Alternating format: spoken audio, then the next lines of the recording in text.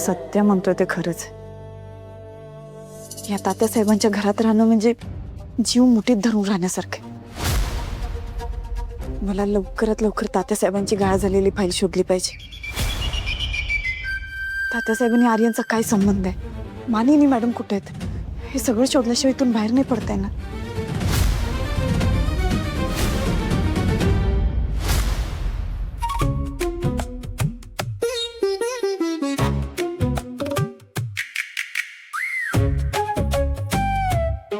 हे सपने, मगापासून नुसतं तोंड चालू बघ तुझं. जरा हाताचा जोर वाढव आणि नीट डोसकं दाब माझं. हे काय मम्मी, जोर लावते की मी, काहीतरीच असते तुमचं आपलं. एवढ्या हळूहळू दाबलं तर मुंगी बी मारायची नाही तुझ्या हातनं.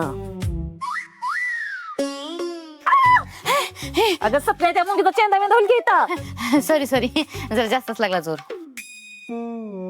सपने हा. कुठं आहे काकडी? संपली संपली काकडी, संपलं. संपून टाकली हावरी कुठली.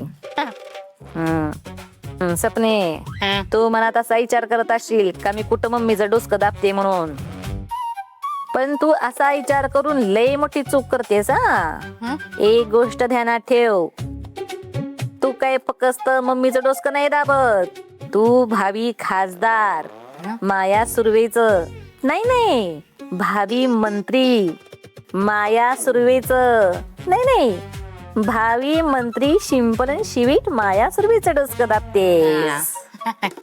बरोबर आहे.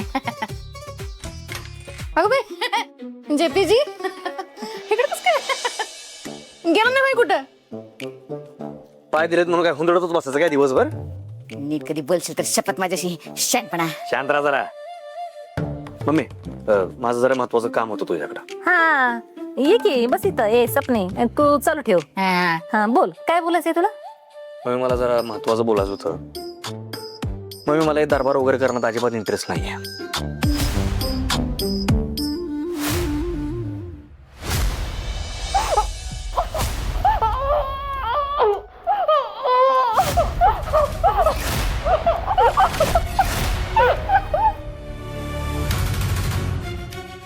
एवढ्या जोरात ओरडण्याचा आवाज कुठून येतो?